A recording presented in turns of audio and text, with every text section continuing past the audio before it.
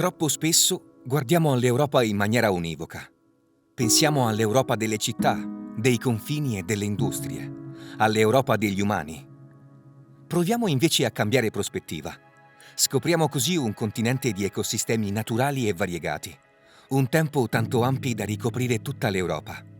Dagli abissi dello stretto di Messina, fino alle aree umide del Danubio e delle millenarie foreste boreali. Ne restano frammenti, isole sparse. Quanto rimane dell'originaria ricchezza degli habitat del continente? L'Europa ha ancora la possibilità di affidarsi a questi frammenti isolati, decidendo di ricollegarli fra loro tramite corridoi ecologici, piantando miliardi di alberi, creando nuove praterie e zone umide nell'esclusivo interesse della flora, della fauna e di tutta la biodiversità. Un'azione che potrebbe frenare o arrestare anche il cambiamento climatico e la scomparsa della biodiversità se fosse seguita negli altri continenti. L'Europa dovrà essere di esempio e guidare il resto del mondo. Questo è il nostro viaggio da sud a nord attraverso la nostra Europa degli habitat. Percorreremo 6 tra queste isole per suggerire come un grande filo verde potrebbe collegarle ed espanderle, costruendo così una barriera per arrestare l'apocalisse ambientale che abbiamo alle porte. Siamo ancora in tempo per farcela. C'è bisogno però di uno sforzo congiunto di tutti gli esseri umani e di una consapevolezza che, di fronte alla scomparsa degli habitat naturali, la specie minacciata adesso siamo noi.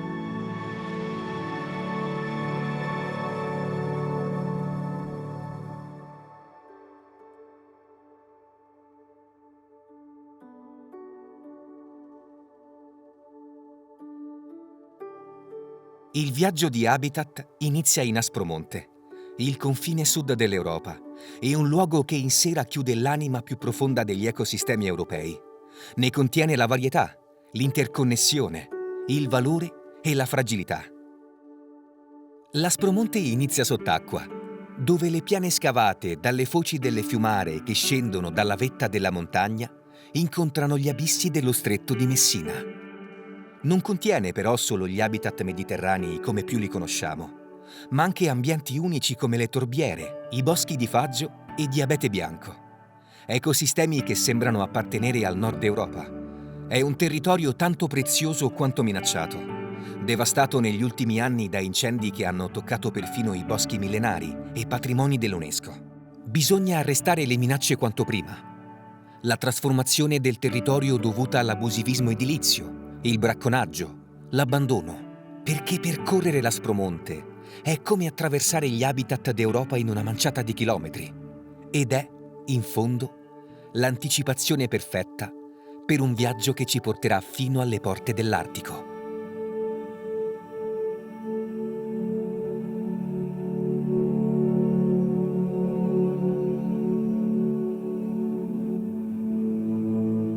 Partendo dalla costa alla montagna, infatti gli habitat sono molto vari. Non dimentichiamo che l'Aspromonte nasce dal mare e naturalmente ha un intimo, diciamo così, legame col mare stesso, con i fondali marini, dove, quasi come fosse un effetto specchio, possiamo definire così, l'estrema biodiversità che troviamo in terra la troviamo anche sott'acqua.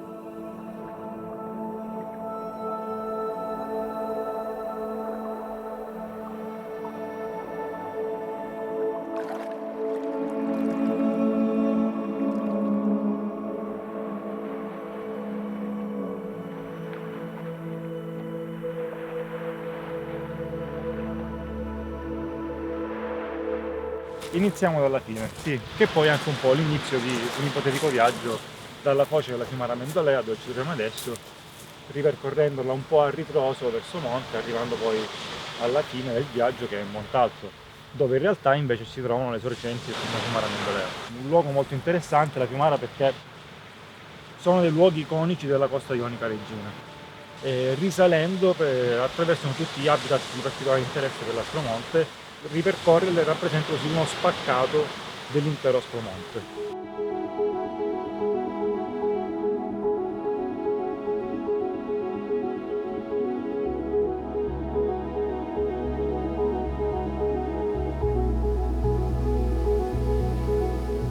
quando piove, quando ci sono le alluvioni o comunque precipitazioni molto abbondanti, fa paura perché praticamente si riempie tutta, quindi l'acqua scende molto velocemente, c'è un rumore davvero, un frastuono quasi preoccupante e praticamente l'acqua copre quasi tutto l'alveo. Quello è un uliveto da 15.000 piante, ma lì se la fiumara fa il suo dovere, come è successo qualche volta, l'acqua gli entra là dentro, perché quella è una sorta di cassa di espansione naturale della fiumara, quello è alveo, solo che lì è stato occupato semplicemente da colture intensive di uliveto. L'uomo che si appropria dei luoghi non suoi, confidando nella buona sorte sostanzialmente.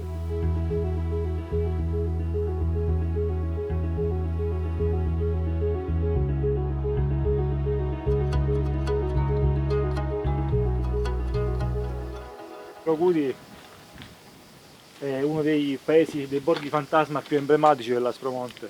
Procudi è famoso nel mondo ornitologico e del birdwatch per ospitare una delle colonie, diciamo, più numerose di rondine rossiccia a livello italiano, e quindi all'interno di queste case loro scelgono i loro siti di riproduzione e creano questi fantastici nidi che hanno una forma molto strana, che adesso cerchiamo di scovare in realtà.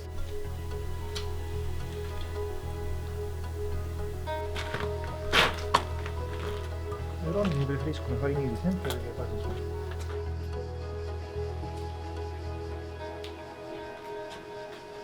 La preservazione di questi ruderi ormai è fondamentale per la rondine rossiccia.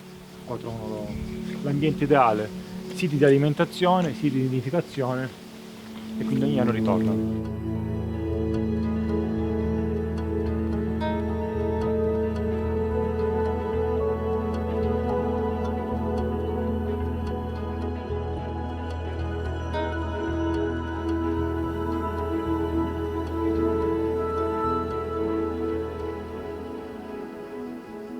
Spesso tu non hai un rapporto intimo con la montagna come lo avevano magari gli aspromontani di un tempo.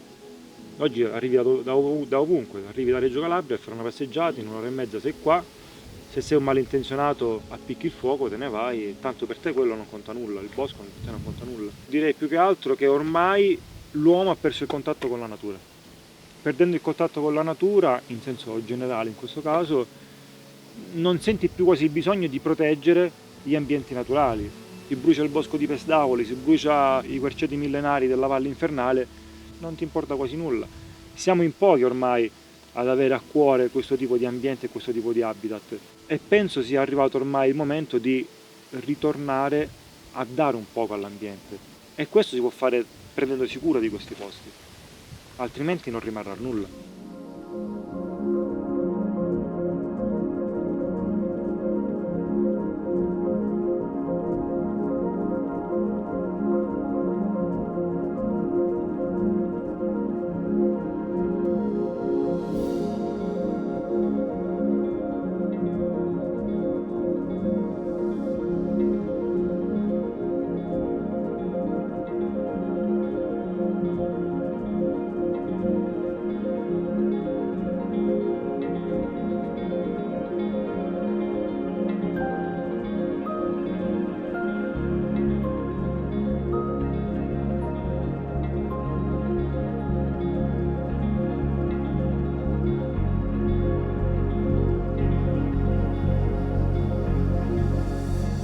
Siamo arrivati in cima, quindi ci troviamo proprio nella punta più alta di questa ipotetica piramide che è l'Aspromonte, che dal mare sale su fino ai 2000 metri quasi. Sotto di noi ci sono le sorgenti della fiumara Mendolea.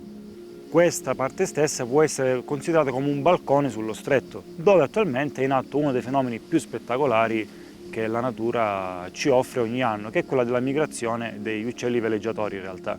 Quindi i più famosi falchi pecchiaioli, più famosi rapaci, ma anche delle cicogne. E da qui, da queste parti qua, esattamente il flusso migratorio passa, attraversa lo stretto di Messina, costeggia l'area di Montalto, quindi la zona tirrenica, e gli uccelli proseguono verso nord. E di qua, durante la migrazione primaverile, passano dai 30 ai 50.000 rapaci sostanzialmente. Parliamo di una delle porte dell'Europa in realtà. Lo stretto di Messina rappresenta una delle vie principali per questi uccelli per raggiungere l'Europa in primavera o in autunno raggiungere l'Africa.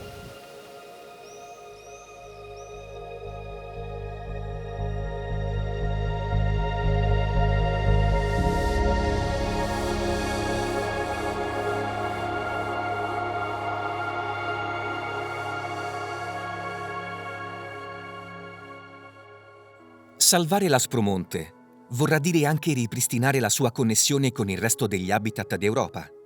Quel filo verde che passa attraverso tutti gli Appennini e connette foreste, fiumi e campagne, facendo da ponte tra gli habitat mediterranei e quelli montani.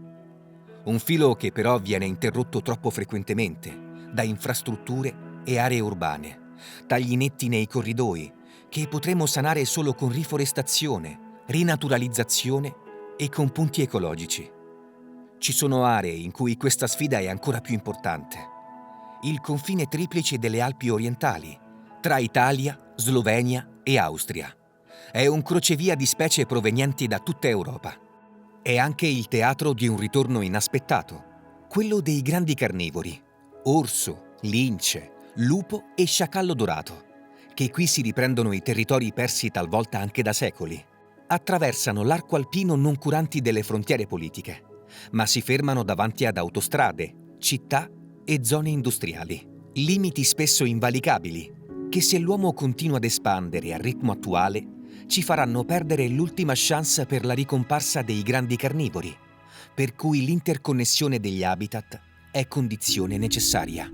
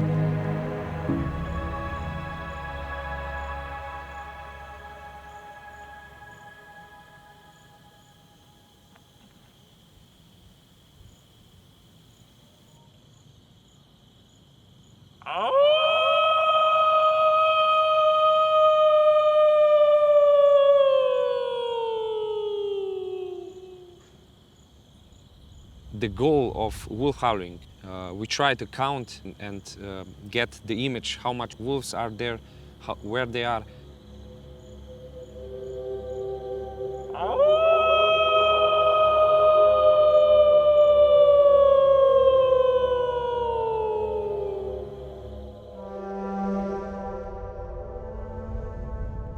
We are currently monitoring three of the quite rare species here, so lynx, wolf and bear. Large carnivores are actually one of the great regulators. This is why it's so important that we keep them in the ecosystem, especially in that kind of ecosystem that they played a big role in the last thousands of years, and I'm sure they need to stay there and keep that role, because otherwise it could break.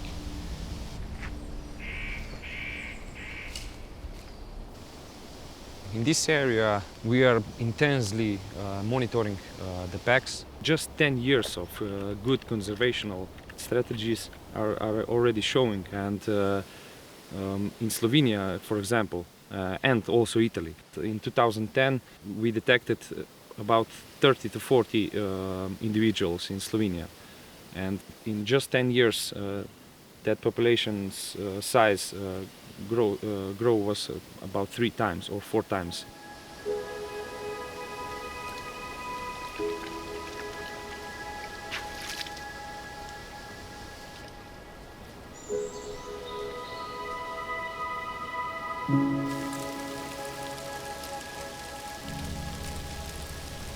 What happened now, we were just checking our photo trap here that we have set for the wolves, for the capturing of the wolves.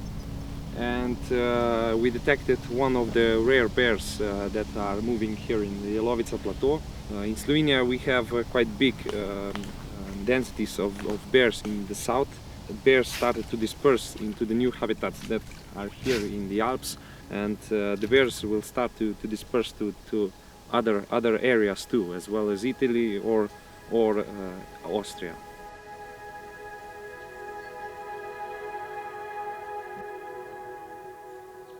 So what happened here, videotaped one of the few lynxes actually in Slovenia, and especially in the Alps. We are happy to see that he's okay and doing fine. A lot of suitable habitat for lynxes were destroyed or maybe disconnected. Now we can see some of the subpopulations that began to shrink a lot, and the biggest reason for that is, of course, human impact.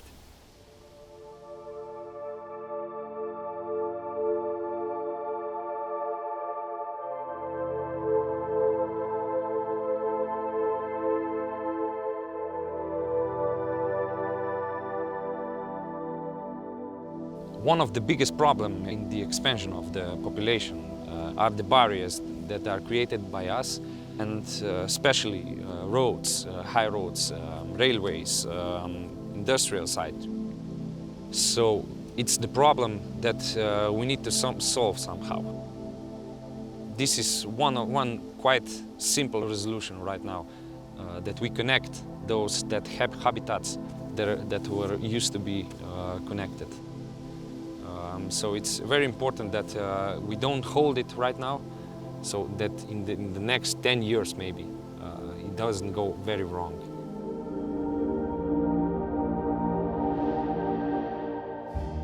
Ecodotti, riforestazione e protezione degli habitat sono la chiave per la conservazione dei grandi carnivori e dei loro ecosistemi.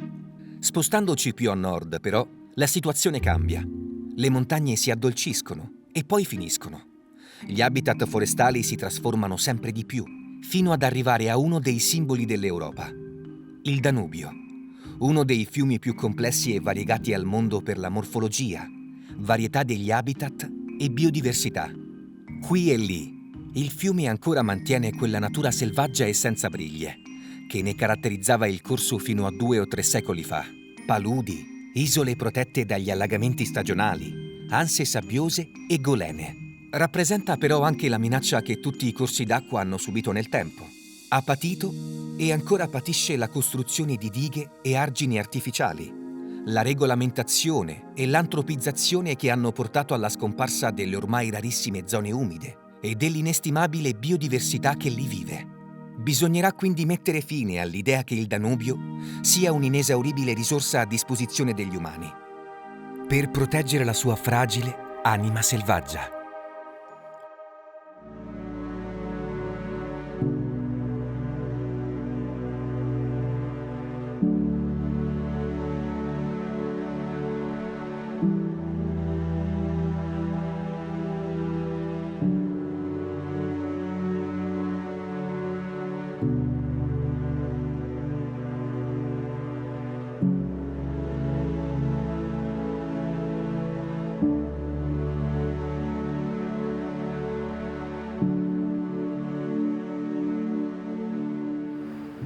Diversity of life requires diversity of environments. So it's not the same having a fast-flowing river to having a slower flowing sidearm, to having a still wetland somewhere where amphibians can be, where storks can hunt. We can still find beautiful areas along the river, such as floodplain forests, sidearms, and small wetlands, larger wetlands, as we go further south. This river dynamics is not happening anymore because of regulation, damming of the river. But there are certain areas that we can still kind of help them to come alive again.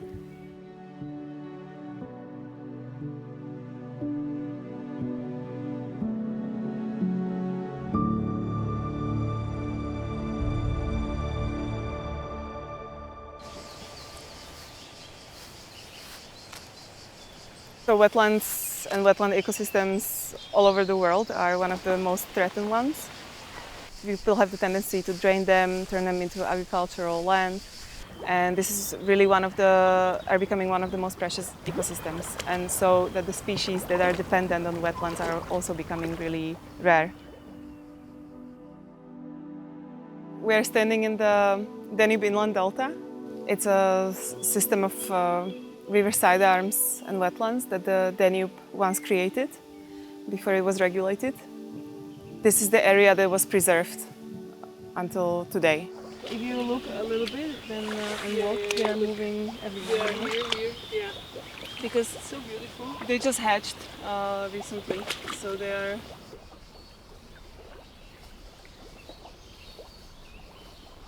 If we want to revive it, we need to bring back water to the system. It's the main element that has created these ecosystems, and is the main element that the species living here are adapted to and that they need. But water has been lacking from this area for a long time, and the whole ecosystem is drying out and is really suffering.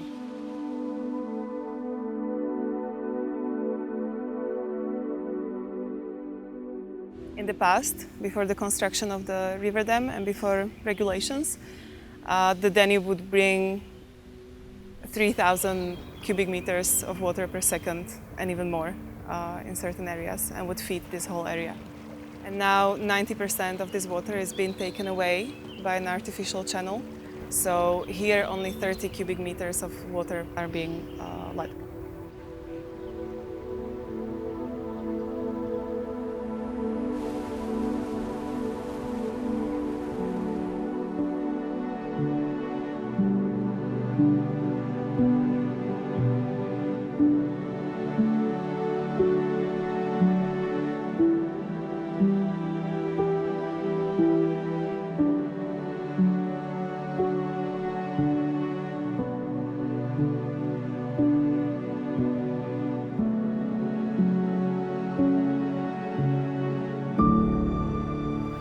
We're on a river island that was created by the Danube River, and it is one of the largest islands that we can still find on the Slovakian part of the Danube River. It was regularly flooded, and this is probably what saved this island as well.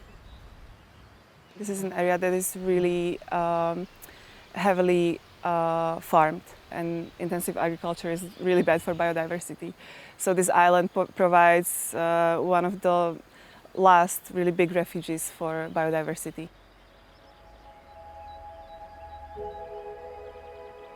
It used to be a really wild area here before the regulation. I can't even imagine myself how it must have looked like, but I'd like to see the Danube more free. And I'd like if we didn't just look at it as a water highway, but really a living ecosystem. We can definitely find a compromise and find places where it is really not necessary to have the river under so much control.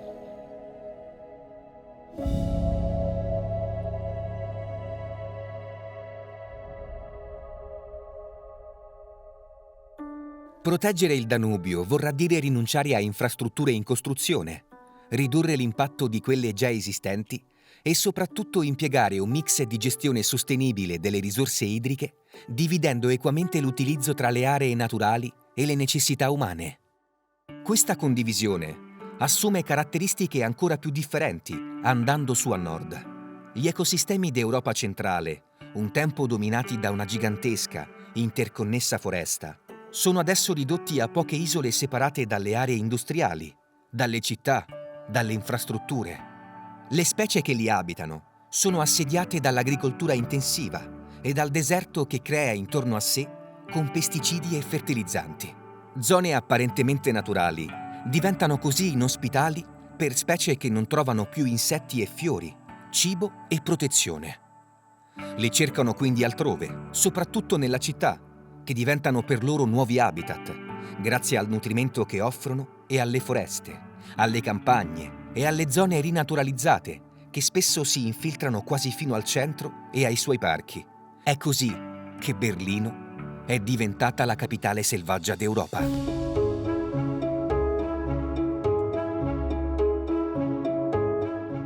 Berlin is not clean. Berlin has wild gardens. Berlin lost many gardeners. Berlin lost buildings. Berlin lost streets, and the nature is coming back.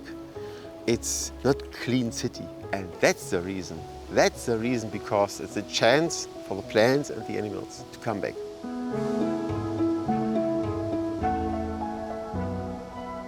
That's Berlin. It's a big country, more than 890 square kilometers. It's very, very big, you know.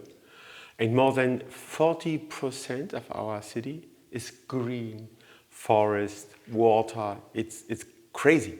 So we have many, many animals, small one and big one. Biggest are maybe wild boar or fox or raccoon. And they are not only living in the neighborhoods, they are also living in the city center. It's interesting because the wildness, the spectre is not really for the animals.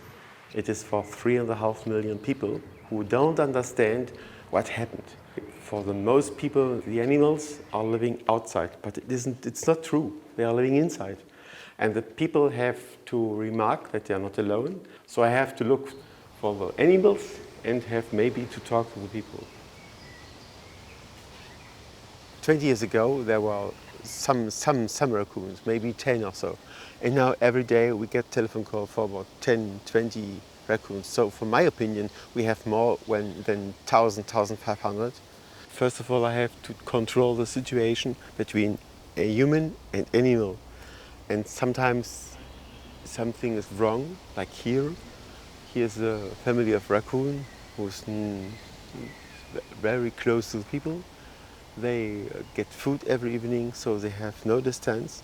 And yesterday there was a family here with a child, and the raccoons are coming too close to the child. And we have problems with people who give them food because of the losing distance. You heard it?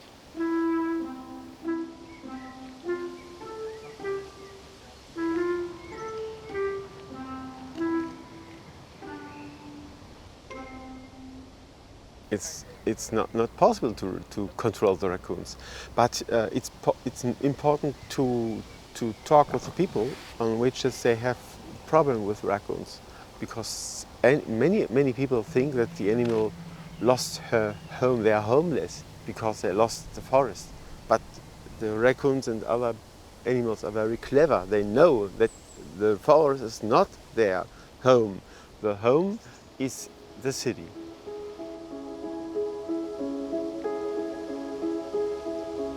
They come out of the landscape in which there's no chance to live. The agriculture. Agriculture is a dead culture. For most people, if they go in the spring outside, they say, oh, it's green, it's great, but if you are an animal, an insect or so, it's no chance to have it. You have no chance to live.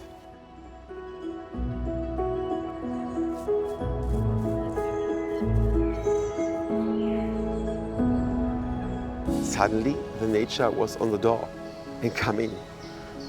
And that's very important, to talk about the situation and not to fight with the people, but to tell the people the reason. That it is not possible to bring the animals back to the forest.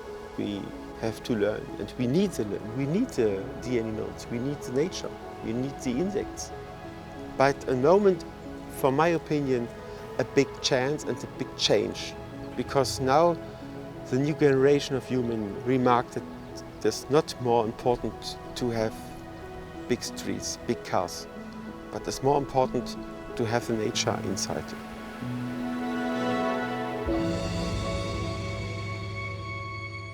Il futuro della natura berlinese sta nella comprensione che anche gli spazi cittadini non appartengano più solo all'uomo, ma anche a quelle specie che lui stesso ha obbligato a migrare. Le città diventano una tappa dei movimenti di quella stessa fauna e flora che trovano ancora rifugio nelle poche aree pristine del continente e che non sono lontane. Andando verso est, ritorna infatti sempre più la foresta originaria europea, quella che si estendeva dal Portogallo fino all'estremità orientale del continente. Si dice che uno scoiattolo potesse attraversare il continente senza mai toccare terra. A Białowieża, in Polonia, si conserva ancora un frammento di questo habitat ormai rarissimo, una foresta ancora incontaminata, che ospita specie ormai scomparse, come il bisonte europeo, un luogo in cui tanto gli alberi secolari quanto i microhabitat mantengono processi ecologici inalterati nel corso dei millenni. Białowieża è però sotto assedio dagli incendi, dall'agricoltura e soprattutto dagli insensati tagli forestali. L'ultimo al centro di una grossa battaglia politica avvenuta nel 2017. Bisognerà non solo proteggere il cuore di Białowieża, ma anche le sue frange esterne e la preziosa interconnessione con il resto d'Europa, perché rappresenti una delle anime più profonde da cui far partire la rinaturalizzazione del continente.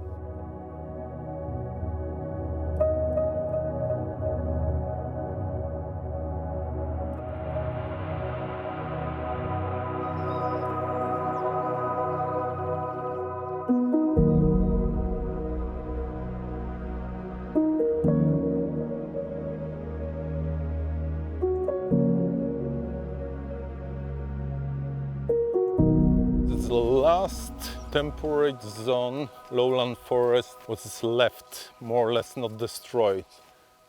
The magic thing of this forest is that you can go just 500 meters out of your house and you can meet the rarest woodpecker in Europe, or pygmy, or wolf, or bison.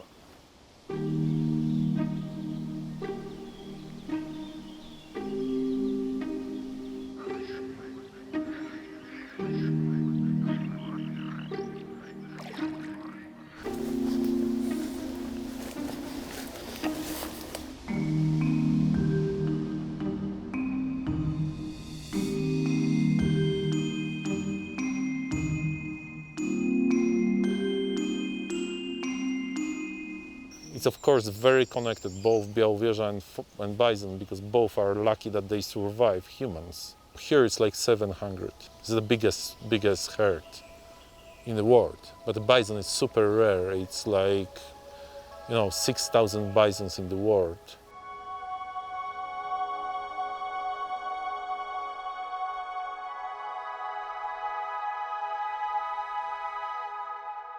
But they are, super animals. They're like you look out your window and you feel like Neolithic guy.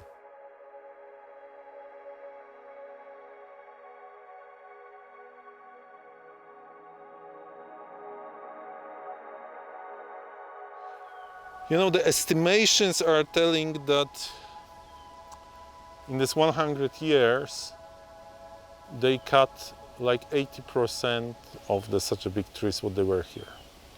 And then suddenly, those guys, they came in 2015, I think, to the power, and in 2016, little bit they start cutting, and in 2017 was just craziness.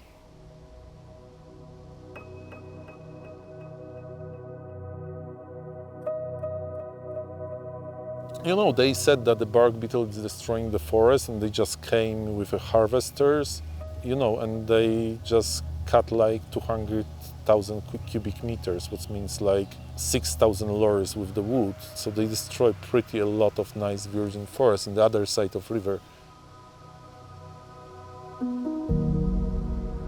I was super sad. I was sad and angry.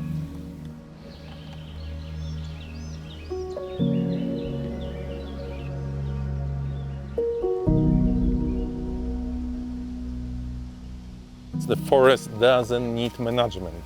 No, this is what you need to do. It's just to leave alone. Leave it. Just leave it, and it will, will grow itself. In Europe, we need to have a more Białowieża. What's just to decide to leave it. Forest, river, marshes, just leave it.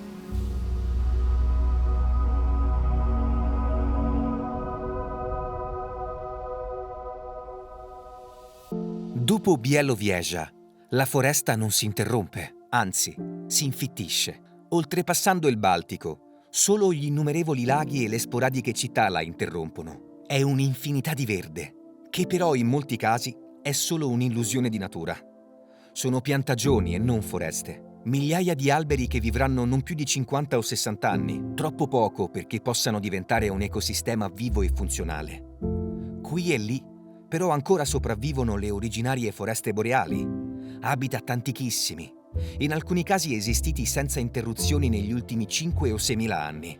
Una continuità che garantisce la sopravvivenza a una biodiversità unica in Europa. Sono foreste fortemente minacciate. I pericoli sono i cambiamenti climatici, gli incendi, ma soprattutto lo sfruttamento intensivo, causato da una scarsa coscienza e da una preoccupante noncuranza. Boschi millenari vengono spesso tagliati prima che vengano riconosciuti come tali. Bisogna conoscere queste foreste e proteggerle prima che sia troppo tardi, perché questa devastazione non mette a rischio solo la biodiversità, ma anche la sopravvivenza dei Sami, l'ultima popolazione indigena d'Europa, che vive in diretta connessione con questi ecosistemi. Con le foreste antiche scompariranno anche le renne e il delicato equilibrio che i popoli indigeni hanno raggiunto con la natura. La lezione di coesistenza che un'Europa alla disperata ricerca di salvare i propri habitat deve imparare e che si conserva qui, alle porte dell'Artico, dove il nostro viaggio finisce.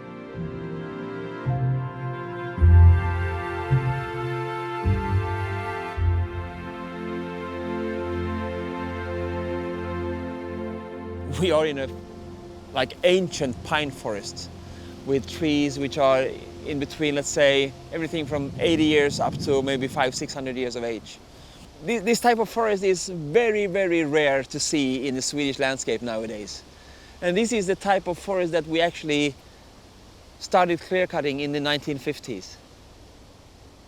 Here we have a small species of a fungus called Chaetoderma luna, which is a red-listed species, and you can only find it on this type of wood.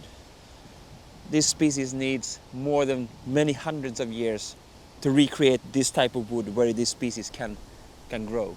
To get this species to survive in the landscape or in the forest, we need to have natural forests. So it's quite an amazing indicator of high biodiversity in the pine forests. This ecosystem is something special. And we have, of course, species here which are not found anywhere else in Europe. What else can you say? This is like heaven for a biologist.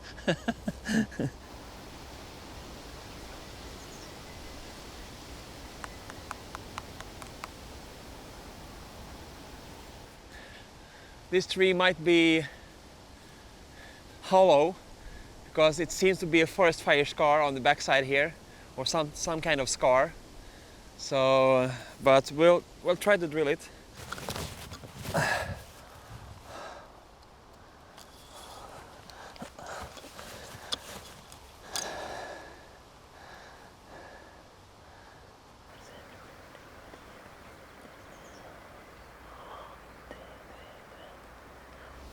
Yeah, this tree is about 400 years old, even more maybe.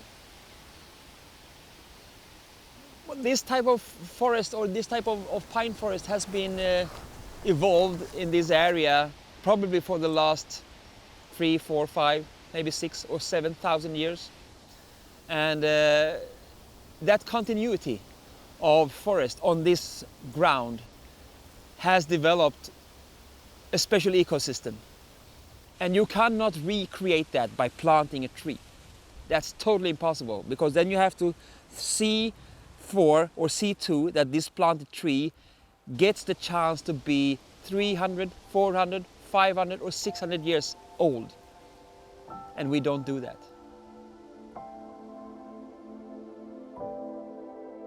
Kan det vara här eller vad?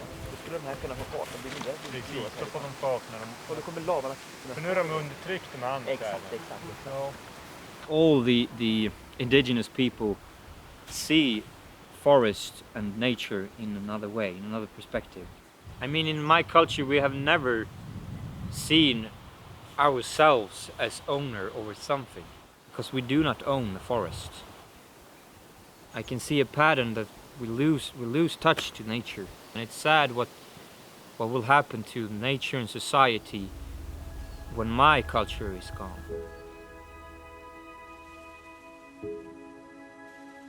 As you can see here, this has been a logged area, of course.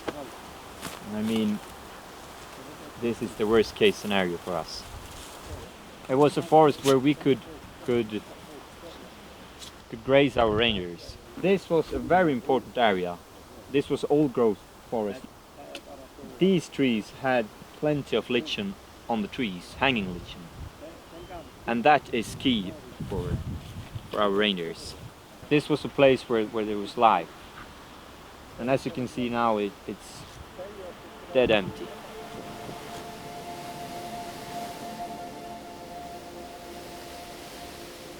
We are trying to hold against the forestry as much as we can, but of course they want to take every spot that are available. Worst case scenario, if they keep on logging at the same pace that they are doing, I mean, all the old growth forest would look like this. There will be no old growth forests, and we will not be able to herd our reindeers. The culture will die with it.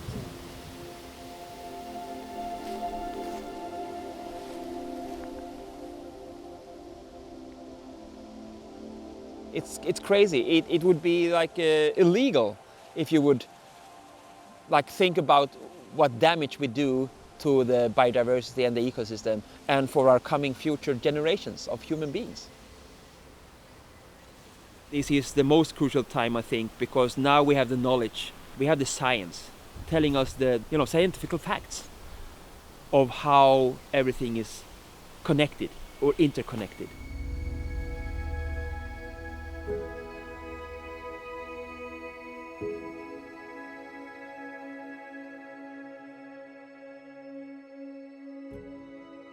If you follow the forest from southern parts of Europe, the Mediterranean forests, up to the polar forests, you have a variety of ecosystems who are somehow interconnected to each other. So we need to protect 30% of the mountains, 30% of the forests, 30% of the marshlands, 30% of the peatlands. In that way we can maybe save the ecosystem of every nature type. I would say that this is the last chance to do it. This is the last chance for man to stop the destruction of natural ecosystems. We had the chance 50 years ago, we had the chance 30 years ago, we had the chance maybe 10 or 15 years ago, but after this we won't have a chance anymore.